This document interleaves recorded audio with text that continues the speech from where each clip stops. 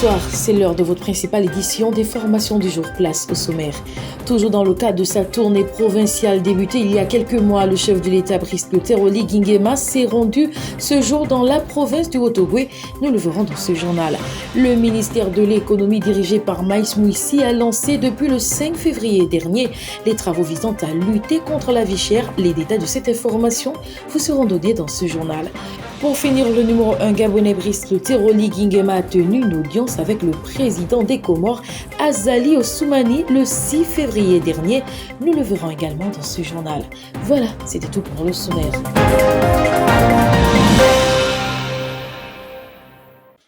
Nous le disions au sommaire, le chef de l'État, le général de brigade Brice Clotaire-Oli Nguema attendu dans la province du Haut-Ogooué s'y est rendu ce 8 février 2024 pour la mise en service des différentes infrastructures industrielles et sociales construites pour le développement de la ville de Mwanda, assisté du PDG du groupe Eramet, Madame Christelle Bory.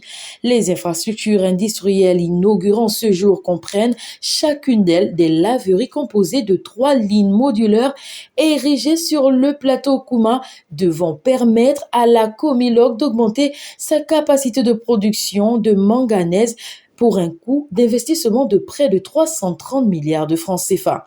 Aussi, il a été question de la mise en service du centre de gestion qui intégrera des opérations qui serviront à avoir une vue d'ensemble de sa chaîne de valeur de l'extraction du minerai à Moanda à son chargement des navires au port minéralier d'Ovendo au large de Libreville. Outre que celle-ci, le chef de l'État, Brice Clotaire-Oli Nguema, a visité également les structures sociales dans le cadre du partenariat signé avec l'État en rapport aux responsabilités sociétales des entreprises.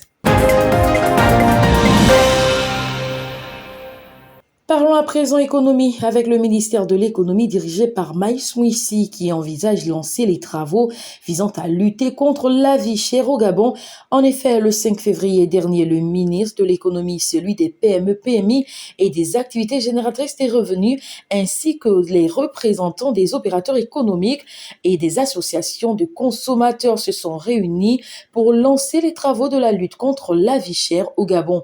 Cette démarche impliquera bien évidemment la Mercurial qui est apparue lors de ces échanges comme une priorité en raison de son impact sur la fixation des prix.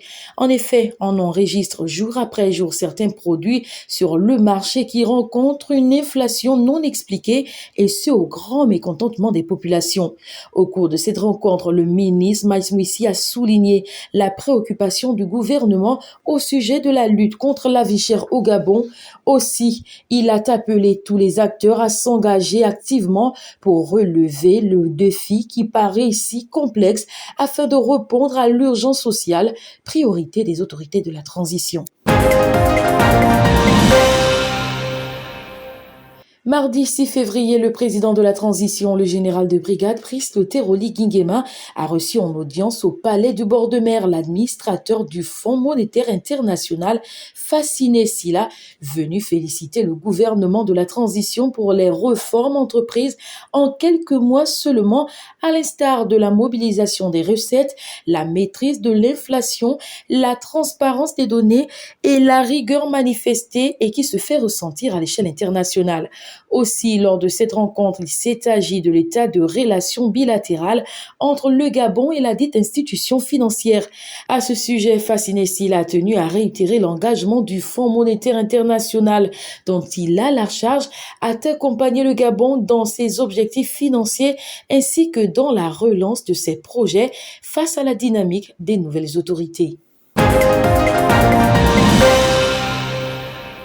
Pour finir, le président des Comores, Azali Assoumani, en audience avec le président de la transition du Gabon, Brice Clotaire-Oli Nguema, a exprimé à celui-ci sa satisfaction sur le caractère inclusif du déroulement de la transition et ce en sa qualité de président en exercice de l'Union africaine.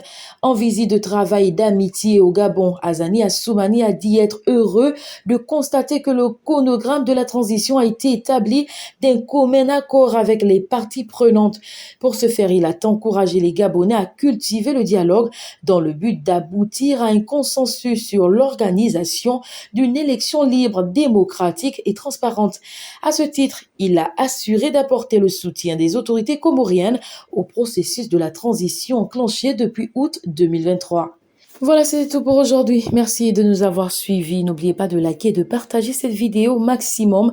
À demain, même heure, pour un prochain numéro de votre édition des formations sur Go Info.